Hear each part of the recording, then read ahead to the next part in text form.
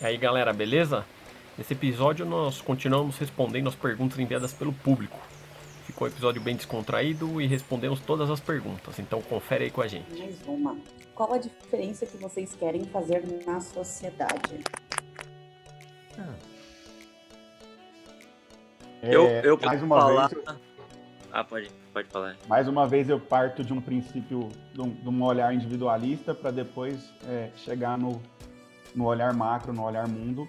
Eu quero deixar o mundo melhor para o meu filho, então se o mundo vai ser melhor para o meu filho, provavelmente vai ser melhor para as outras pessoas também. No meu caso, eu acho que cada um tem uma arte, né, para atingir esse objetivo. E a arte que eu escolhi foi essa área do mercado financeiro, né? Então, eu quero primeiro ainda ter um grande resultado nessa área, para também ajudar outras pessoas a verem que é possível prosperar financeiramente. E não que seja a única coisa importante na vida, mas que tenha a sua relevância na nosso dia a dia. Então esse seria meu propósito individual e transcendendo pro geral, né, pro macro.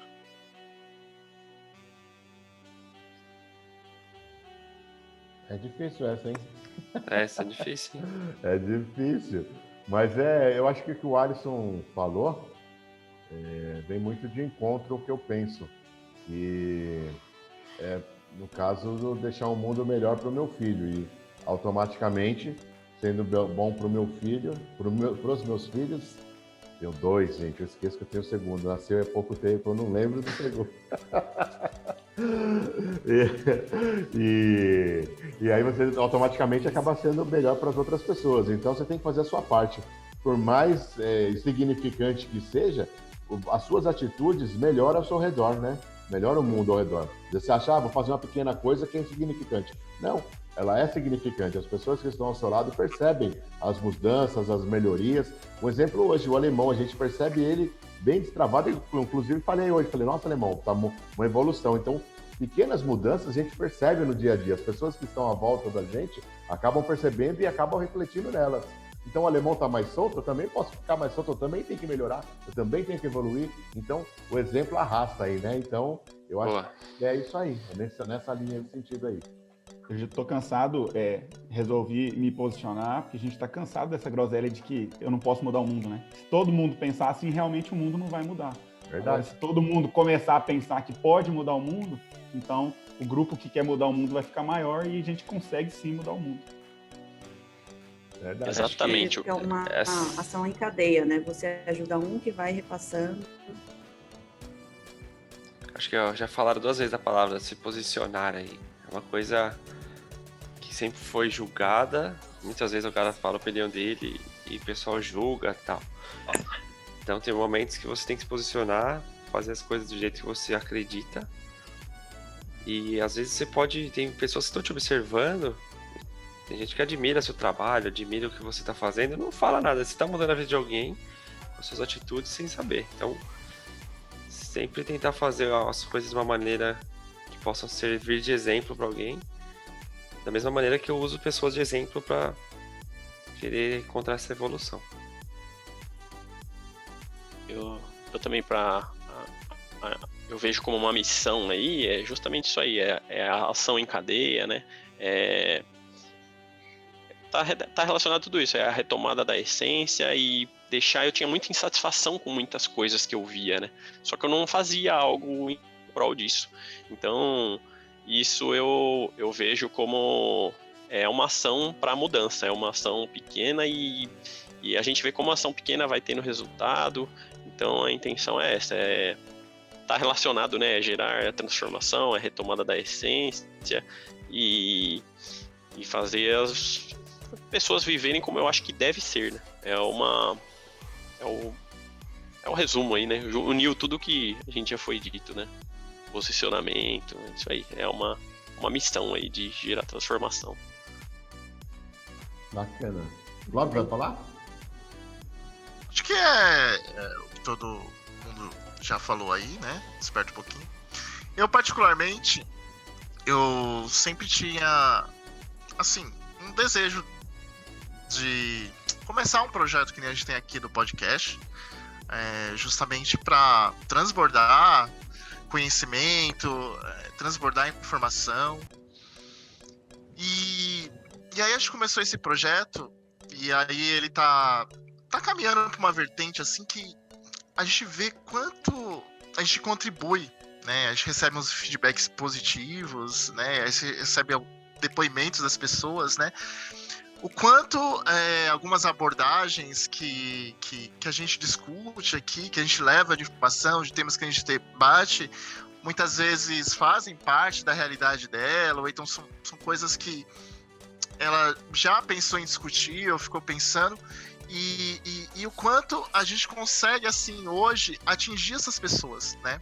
Através desse canal que é a internet, através enfim, né, de vertentes de áudio e vídeo, e o compromisso que a gente tem hoje desse transbordo, né? Porque, querendo ou não, a gente tem hoje um compromisso também que indiretamente a gente está realizando a transformação na vida de muitas pessoas. As perguntas, por exemplo, hoje que a gente está tendo aqui a respeito de transição de carreira, né, de eventualmente problemas, referência ao objetivo, o quanto de uma certa forma importa e tem relevância no que a gente está falando aqui, e gera ao mesmo tempo um sentimento de gratidão e ao mesmo tempo de compromisso que a gente tem que ter com esse transbordo da transformação, né?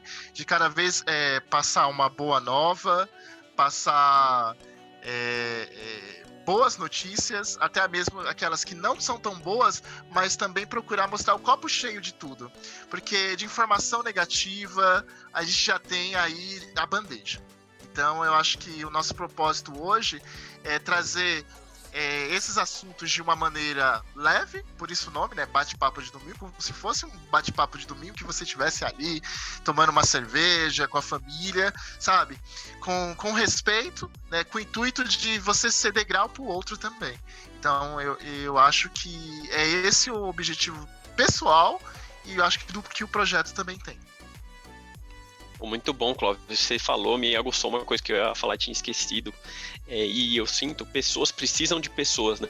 A gente está acostumado a ver o outro querendo pegar seu espaço, o outro com inveja de você, ou a notícia ruim, ou o argumento oposto ao seu. E a gente não sente o poder que tem pessoas ao seu redor querendo o seu bem, compartilhando coisas boas, né? Isso tem um poder mágico, cara. A gente precisa ressignificar algumas coisas dessa, né? E não é se isolar, não é odiar o outro. A gente ir junto, existe o efeito negativo em acúmulo, né, uma bola de neve, mas o positivo é muito maior, e justamente muitas ideologias impedem que a gente sinta isso. Então essa missão também é esse contraponto, e a gente vê as coisas de uma forma diferente. Bacana. Próxima, Ju. Para a próxima. Maju. Quando vão abordar temas de empreendedorismo? A gente já pode colocar Eduardo? nas pautas. Só Então, colocar. janeiro Tá na de lista, 2021 tá na lista. a gente está começando, gente. Até porque, infelizmente, esse ano está terminando, a gente já está com todos os temas definidos já para os próximos programas, mas janeiro de 2021, um dos primeiros programas, a gente promete para você que vai ser... Não percam a segunda temporada do Bate-Papo, hein? 2021. Vai vir pegando fogo. É isso aí. E a gente tá com um projeto aí bem bacana. Projeto aí para 2021 ligado a essas questões de empreendedorismo, hein? Então, não desgruda da gente não, hein? Não desgruda da gente não. Tem muita coisa para você... compartilhar, viu? Exato. Você que cobrou aí o empreendedorismo, já tá aqui no nosso planejamento de conteúdo aí, um projeto bem bacana para 2021 referente a empreendedorismo. Inclusive, eu já estou vendo o Danilo anotando ali o empreendedorismo. E é o seguinte, o Danilo anota todos os possíveis temas, o Danilo anota no caderninho dele. Então, você que está ouvindo esse episódio aí, ó, vem aqui no direct ou vai aqui embaixo nos comentários, corre lá no Instagram e nos dê mais sugestão de temas que vocês querem ver por aqui, tá? Que isso ajuda bastante para a gente construir as pautas para que fique melhor para vocês. Eu ia até apresentar um livro, só que ele não está aqui, acho que está na casa dos meus pais. Mas é sobre empreendedorismo. Em janeiro a gente aborda ele. Tá? Por que o coaching está em alta? Tempos modernos ou as pessoas precisam se apegar em algo? Acho que eu tenho uma coisa que veio na cabeça. Antigamente havia uma receita que funcionava, certo? O cara fazia uma faculdade, entrava numa empresa, aposentava naquela empresa. Ou nem antes mesmo de fazer faculdade, até pensando, o cara entrava numa metalúrgica aí, trabalhava na produção a vida inteira, tinha uma vida ok, legal. Hoje esse cenário está mudando rapidamente.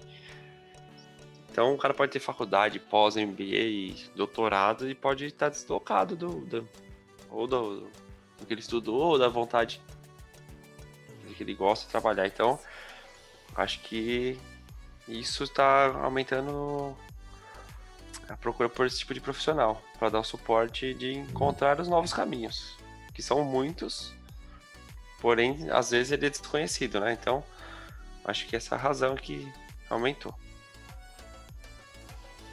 Eu falo para vocês assim, eu acho que antigamente existia o psicólogo, né? Era o psicólogo, o papel que hoje o coach faz uma parte, né? Do psicólogo, porque direciona a pessoa. Então, eu acho que veio como um complemento da psicologia. Eu não sei, eu posso estar falando alguma besteira, não sou nenhum especialista, não conheço nada, mas eu acho que um está muito ligado ao outro, tanto o psicólogo quanto o coach. Só que eu vejo que o coach leva mais para um lado profissional, um lado mais...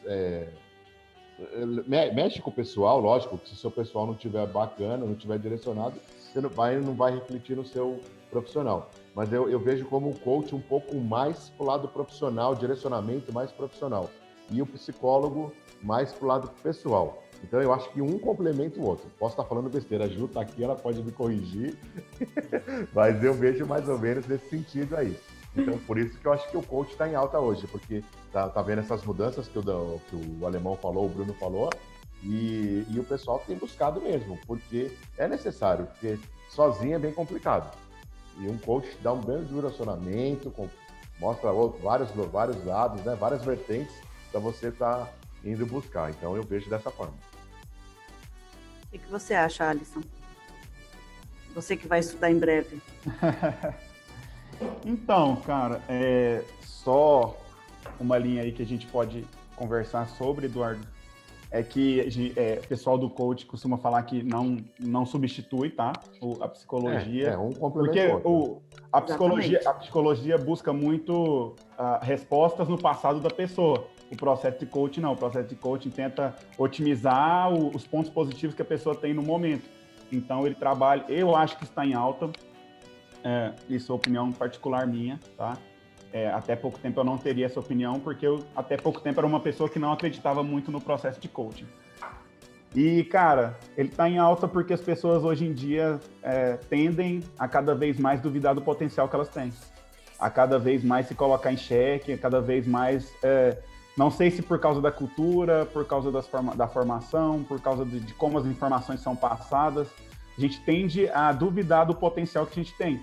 E o processo de coaching vem exatamente para isso, né? Para potencializar as suas qualidades. O cara não te fala o que você tem que fazer. Ele te mostra ferramentas que você pode extrair o melhor que você tem dentro de você. Então ele não te traz nenhuma skill nova. Ele desenvolve as skills que você já tem, mas que talvez você não conheça, que você não tenha acessado ou não utilize da melhor forma possível. Então acho que é por isso que está em alta. Complementando. Complemento. Pode falar. Vejo. Eu acho que faz parte da evolução humana, porque há não muitos anos atrás, época medieval aí, arrancava a cabeça, né? A guerra era na espada, era sangrento, né? Eu acho que hoje a gente vive tempos, tem evolução tecnológica, tem fatores externos, mas até vai de encontro com um livro que eu li. Eu acho que a próxima evolução da sociedade em si é de dentro para fora, é o ser humano, sim, e com a sua essência, né?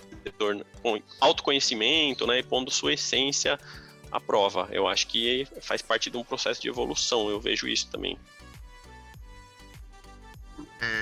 Eu vou só complementar aí. Fala, Cláudio.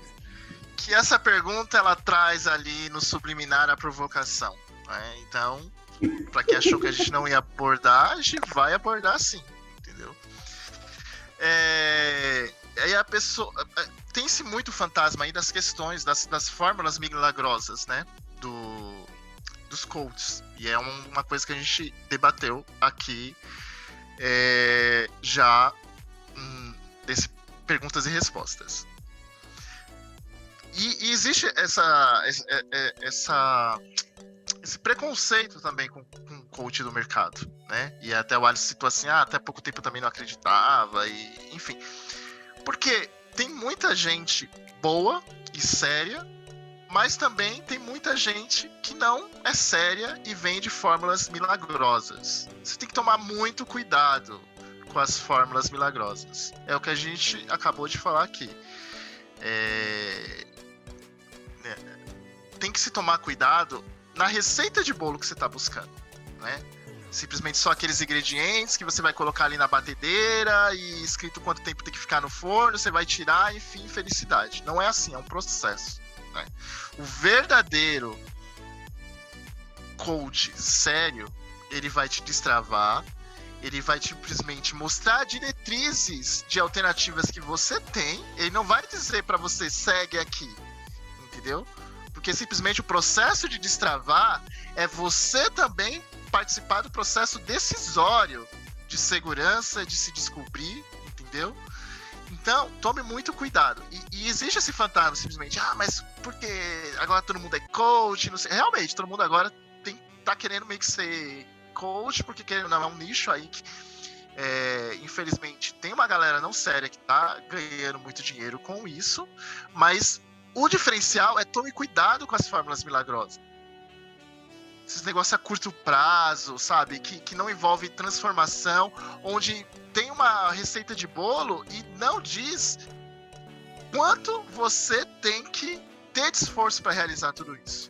Né? Porque depende muito de você. Então eu queria complementar porque acho que também está embutido. Né? Será que é uma tendência? Realmente. Tem essa tendência também que muita gente está pegando carona a isso aí que não quer realizar a transformação. Então tome cuidado. E é esse preconceito que muitas vezes tem com o coach, porque essas pessoas não sérias acabam reverberando esse negócio negativo. É aquilo que a gente está falando, a notícia negativa chega mais rápido. E aí não tem como a pessoa que tem o trabalho sério de causar transformação ser ouvida. Né? Porque é tanto negativo, porque é engraçado, né?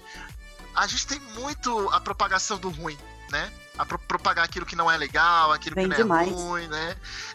Até propriamente a gente tem no marketing isso, né? Que se você atende uma pessoa bem, ela indica para um amigo.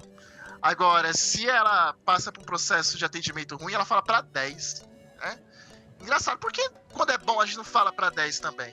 É esse processo ruim. Então tome cuidado a respeito disso, né? É tendência, mas não confie com milagrosas. Esse negócio de milagre aí, 7 dias, né? 7 dias já vou transformar a sua vida, R$2.000, né? O curso. Toma muito cuidado com isso. Não existe fórmula milagrosa para transformação. Em todo nicho vai ter o profissional bom e o ruim, né? Sempre vai ter o bom, sempre vai ter o ruim. E tem que tomar cuidado, igual, não sei se até foi, né, pejorativa a pergunta, mas assim, a gente também, esse tipo de pergunta, não deixe isso abalar, né? A gente não pode deixar esse tipo de coisa negativa nos abalar. Na verdade, tem que captar e ser uma energia você usar para potencializar as coisas que você está fazendo, né? Porque geralmente tem muita pessoa que tem esse hábito, né, de fazer aquela piadinha para destrutiva, né, para te desmotivar. E eu acho assim, ressignifiquei isso. Eu vejo que quando ocorre isso, você está no caminho certo quando alguém faz isso com você. Porque pode ser que o seu crescimento, o seu posicionamento está incomodando. E quem faz esse tipo de pergunta não está construindo nada, não está criando nada, está só destruindo. O foco dele está nisso. Então cabe isso, né? Avaliar, tem os bons e os ruins, mas não se abalar com esse tipo de colocação, não. Tá. E só para esclarecer com relação à diferença de psicólogo para coaching, o psicólogo ele tem um paciente. O paciente ele é pacífico. Ele espera o resultado do médico, né? Então, é importante essa área, só que ela vai mais pro mental e emocional. Às vezes não é assertivo, eu falo por experiência própria. Recentemente eu passei por um processo com uma psicóloga por indicação, né, de uma empresa. Foi interessante, mas eu vejo que é algo mais assim, é uma conversa, fala algumas coisas que podem melhorar, mas não tem a questão de metas, objetivos, né? Já o coach é o profissional, o coach é o cliente e o coaching é o processo. Então, o coach, ele vai levar o coach do ponto A para o ponto B. Esse é o seu objetivo? Então, a gente vai traçar um roadmap para seguir nesse objetivo. E o coach pode ter, tanto para a área profissional, empresarial, de emagrecimento, de financeiro, relacionamento, tem vários subnichos, né? E o importante, Ju, lembrar também que quem faz as escolhas de qual caminho seguir é o coach, né? O coach vai te dar as Exatamente. opções. Quem define o objetivo é o coach.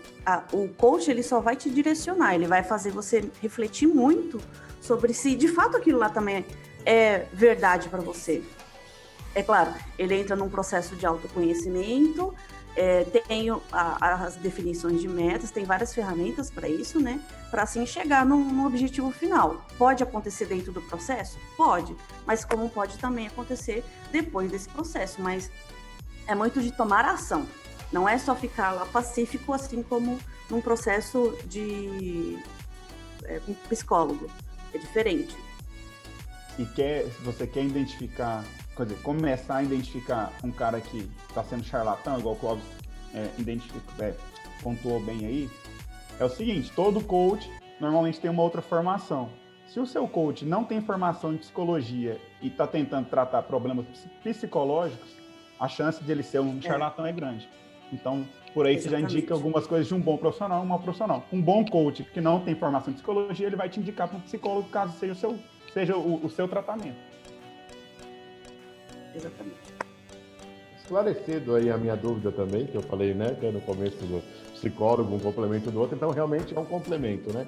Um ajuda o outro. Bacana. Exato. Muito bom, aprendi bastante também. Bacana.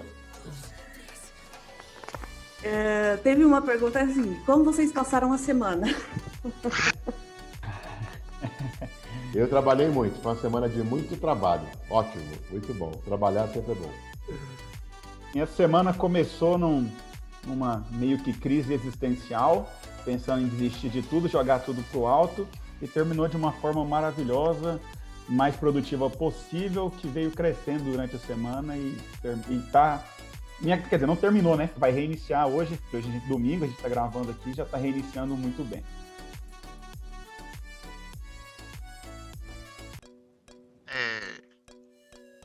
A minha semana também foi meio assim que a do Alisson, né? Teve alguns altos e baixos, e ao mesmo tempo isso serve pra gente refletir que a gente vai passar por isso e tudo bem. E justamente isso vem para fortalecer, vem pra gente pegar algumas vertentes da nossa vida e parar, pensar, analisar, ter um outro olhar a respeito de algumas questões ali que talvez nos incomodam, e no final foi tudo bem.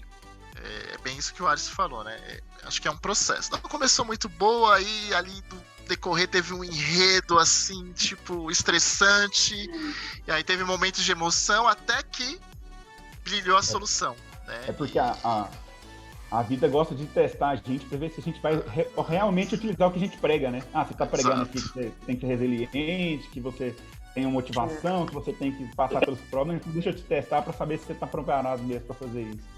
Exato. A gente não vive... A gente também aqui no bate-papo, a gente tem altos e baixos, gente. A gente não vive no admirável mundo novo apenas, né? Momentos que tem muito mais baixo do que alto. Verdade. A gente até comentou isso essa semana, né? Que a gente teve a reunião nossa.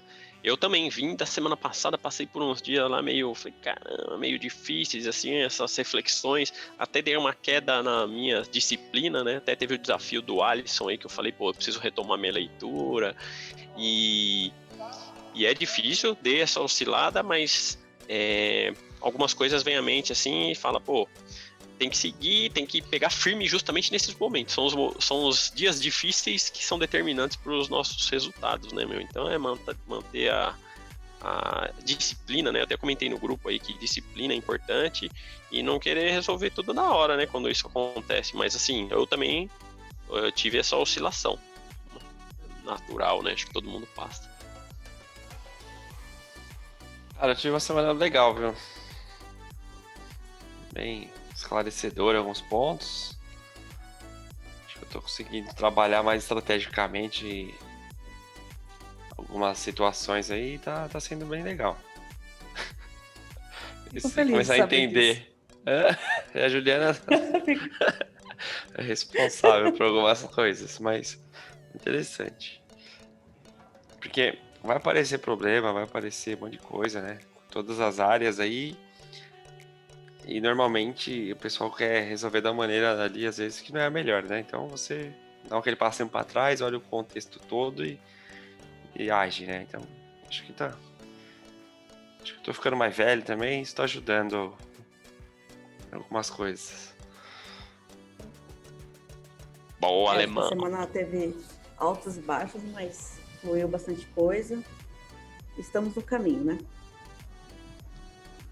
Estamos, Ju, isso aí. Proximinha. Porque o povo brasileiro não acredita no Brasil, não é patriota. Ó, gente, isso é complicado. Vou falar pra vocês, essa semana eu fiquei refletindo sobre isso, com a morte do Maradona. Maradona morreu essa semana, né? E assim, você vê, eu já tive a oportunidade de ir lá pra Argentina, o Clóvis até foi comigo nessa viagem, e você vê o quanto o povo valoriza eles lá, cara. Valoriza o Maradona. O Maradona é Deus. Você conversa, a gente conversando com um taxista, né, Clóvis? Perguntando, a gente sempre perguntava. Quem é melhor, Maradona? Quem é mais grande, Maradona ou Pelé? Sim, Maradona, muito mais grande que Pelé. Então, assim, cara, os caras, eles são... É O verdade. sotaque foi maravilhoso. Então, Mandou um espanhol das novelas, né? da tradução aí. Então, assim, você vê, cara, eles, os argentinos e normalmente todos os países, o pessoal valoriza muito. Você vê o pessoal cantando no futebol, né? Você vê tocando o hino nacional. Os caras cantam com verdade, com uma paixão, com amor pelo país, né? Pela pátria. E o Brasil, você vê lá, os caras nem sabem o hino nacional. Apesar de ser bem complexo, né, gente? Vamos ser bem sincero. Nosso hino nacional, a letra é um cocô do ó, né? Porque é difícil, é muito difícil, bem complexo e extenso, né? O hino é bem complicado. Mas você vê que, assim, você não... Prossiga. Então, você vê que é complicado, muito complicado. Então, começa a dizer, o hino já é complicado. O brasileiro não acredita nele mesmo. O brasileiro não valoriza os seus ídolos, não valoriza nada. Tudo do de fora é melhor. Acho que a gente tem a síndrome do vagabundo, né? O brasileiro é o vagabundo. E não é assim, cara. Não é dessa forma. Fala aí, Alisson, tá coçando seu peito aqui, mano? Não, é porque a minha resposta para essa pergunta é: ouça o episódio Brasil CLT do Mundo, que aí a gente deu a resposta para a gente deu todas as respostas possíveis para essa pergunta nesse episódio. Verdade. Eu acho que a gente não valoriza porque a gente acredita que a grama do vizinho é sempre mais verde, entendeu? Então a gente tem essa mania. E culturalmente, os movimentos aqui são criados com a depreciação do país, né? Então, eles referenciam fora, depreciam aqui, para mostrar para você que precisa de uma mudança. Ele nunca enfatiza o que é de bom no país. Então, os movimentos criados aqui, eles perceberam que a receita é a insatisfação. O sentimento de insatisfação, justamente com temos, mostrando que a grama do vizinho é mais verde, faz com que gere esse movimento de transformação, precisamos mudar, precisamos valorizar. Então, infelizmente, já vem por muitos anos isso, né? Se você pegar os grandes esses movimentos sociais, políticos, tudo, é só meio que insatisfação. Eles não mostram um ponto de positivo. Porque você mostrar o que tem de positivo parece que é ruim. Então você tem que valorizar o negativo, sabe? Os outros países têm problemas, passam pelas mesmas situações que a gente passa, mas eles não se sentem assim, no direito de expor isso pra fora. Então, tipo, você resolve tudo internamente, dentro de casa, né?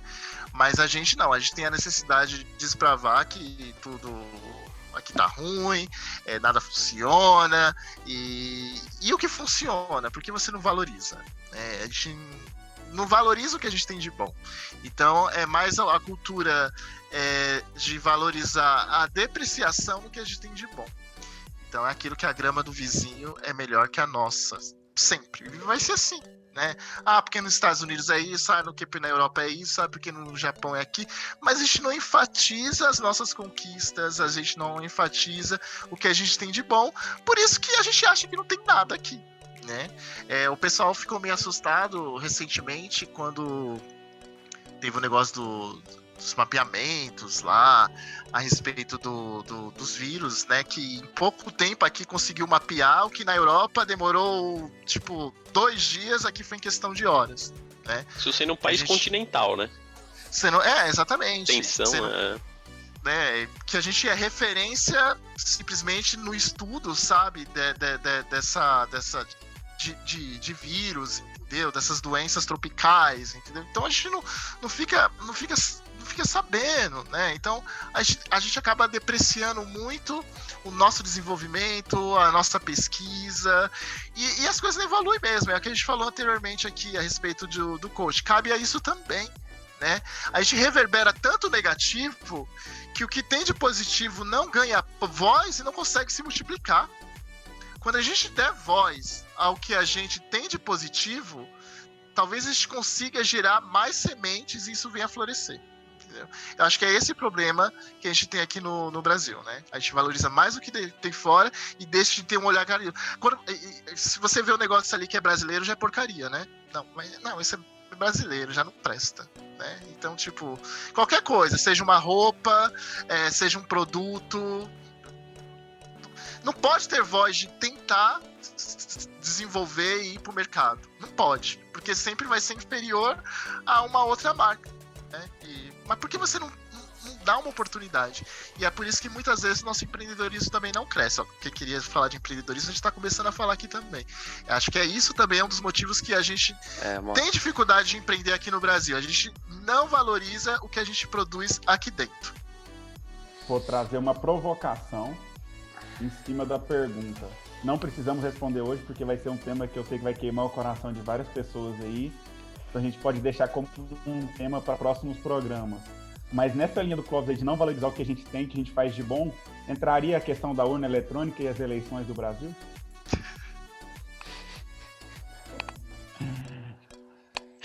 Obrigado, galera. O Alisson sempre pondo uma pimenta aí. Mas só uma... Queria pegar um gancho aí no que o Clóvis falou. Até desculpa aí, o Alisson, a gente retoma, mas aqui eu tenho que falar um negócio, que eu tenho uma breve, a memória tem hora que é uma leve lembrança, sabe? Mas o que o Clóvis comentou de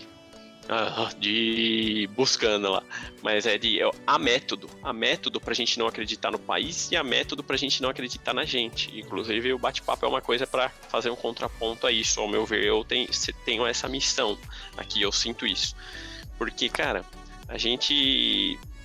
É interessante, há método, há interesses da gente não saber o poder que a gente tem como pessoa e como nação, né? E falando como nação, né, que foi a pergunta, nós temos de tudo para ser um país potência e dos mais invejados, né? Por extensão territorial, por clima, pela pessoa também. A gente se fala, não, tem até aquela piadinha, né? Não, mas o serzinho que vai viver lá, você vai ver, né? Na criação, que o povo é difícil. Mas criatividade, né? Criatividade, hospitalidade, essa humanização, a gente tem muito potencial. E eu acho que o que impede de alavancar é justamente a gente ter noção do potencial que a gente tem. Teve aqui a entrevista, né, com o... Danilo não tá vendo. Teve a entrevista aqui com Marxismo cultural. É o Padilha que eu tô no celular aqui. Teve entrevista com o Davi e ele falou, meu, vocês não sabem como vocês tratam bem, né? Como é bom, o brasileiro não sabe. Muita coisa a gente valoriza quando a gente perde, né? E do Brasil,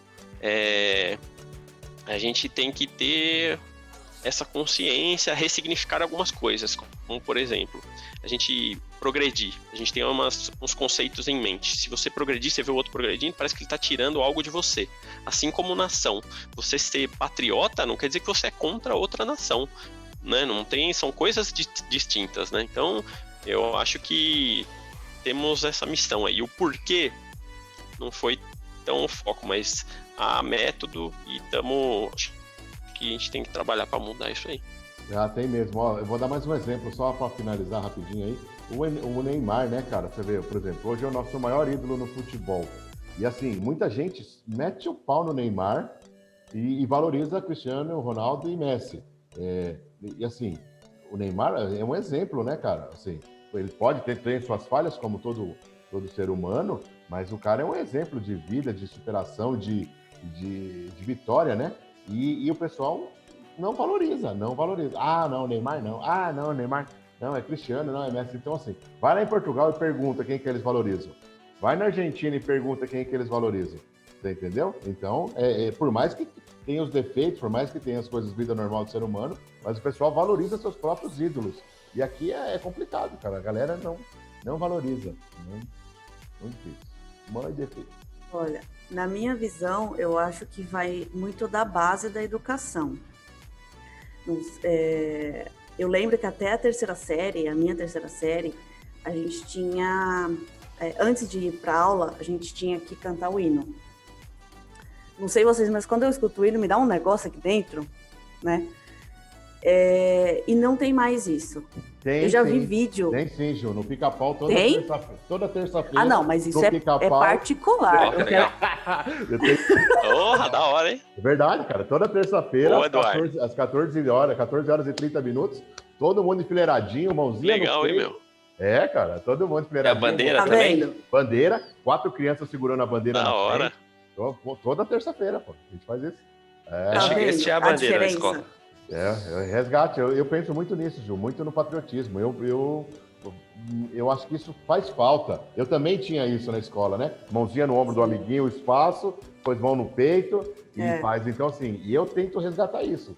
De verdade, toda terça-feira, às 14h30, as criancinhas lá com o hino nacional, até os bebês, a partir de 4 meses que tá lá, todo mundo para ouvir o hino nacional. Verdade. Pô, que legal, meu. Da hora, meu, legal, hein? Essa é a diferença de uma escola particular para uma pública. Eu sempre estudei em pública. Até o meu ensino médio foi só a pública. E não tem mais isso. As pessoas acabam até desrespeitando o próprio hino. Eu já vi meninas, sei lá, de 7 anos, com um rabinho seco lá de passarinho, fazendo funk com o hino nacional, dançando até o chão. Assim, para mim isso é um absurdo. Eu não tenho nada contra o funk. Nada por acaso. Há método. Mutou o Danilo. Não, ele... O Eduardo. Não, minhas mãos aqui, ó. Não fui eu mesmo. Eu só falei isso. Eu só queria falar que há método mesmo. Ai, saudades, colégio militar, boas lembranças. Então, o militar também é totalmente diferente de uma pública. Então, como a maioria vai para a pública, perdeu isso. Sim. Complicado. Uma outra coisa também que eu acho que interfere nesse ponto é o ciclo vicioso, né? A gente não consegue admirar os nossos produtos, as pessoas aí que têm sucesso, porque para você ser empreendedor, né, voltando nesse tema, é muito difícil, cara. Às vezes você monta a empresa tudo certinho, o cara te denuncia, aí vem o fiscal ver lá, tem sei lá quantos registros que você precisa de meio ambiente, eu não conheço, mas é muito difícil o cara começar.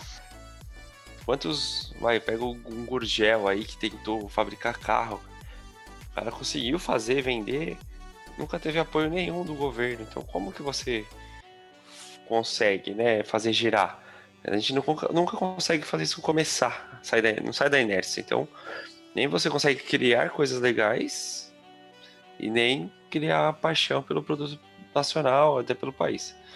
E a gente tem muito ponto positivo, né? Território, clima, recursos, né? Naturais. Tem mar, tem litoral, né? Pra escoar pra tudo que é canto. E não vai pra frente, né? É algo a se pensar realmente. Isso aí. Bom, em que momento deixamos de enxergar a vida como um valor intrínseco?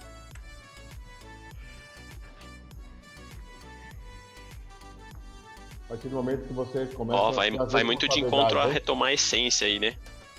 Mas eu acho que sabe quando a gente Essa daí começa a foi perder. profunda, hein? Sabe o que eu acho, Danilo? Quando a gente começa a perder isso aí? Quando a gente começa a passar a ser adulto. Até quando você é adolescente, cara, você leva a ver a vida, você enxerga a vida de uma outra maneira.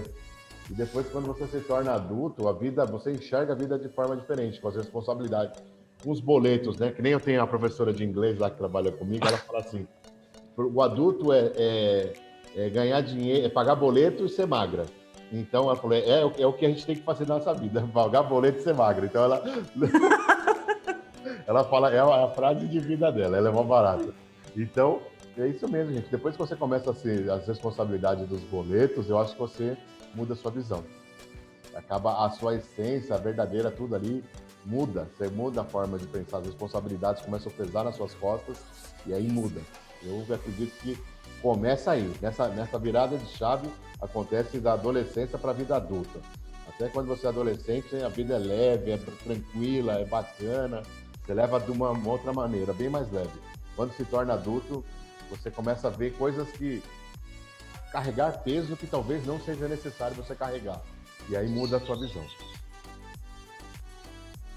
É isso mesmo, cara. Eu acho que é isso mesmo, mecaniza, né? Você... pelo meio. Sim. Para de viver consciente, assim, né? Fica mecanizado. Acho que é isso. Você para de sonhar também, né? Para de sonhar. Pô, tem um monte de... Quando você é jovem, você quer fazer tudo. Isso aí. Aí eu lembro que eu era solteiro, né, meu molecão. Os caras falavam, você faz isso porque você é solteiro. Você faz isso no carro porque você é solteiro. Eu falei, eu nunca vou deixar de mexer nos meus carros. Hoje não tem nem isso filme.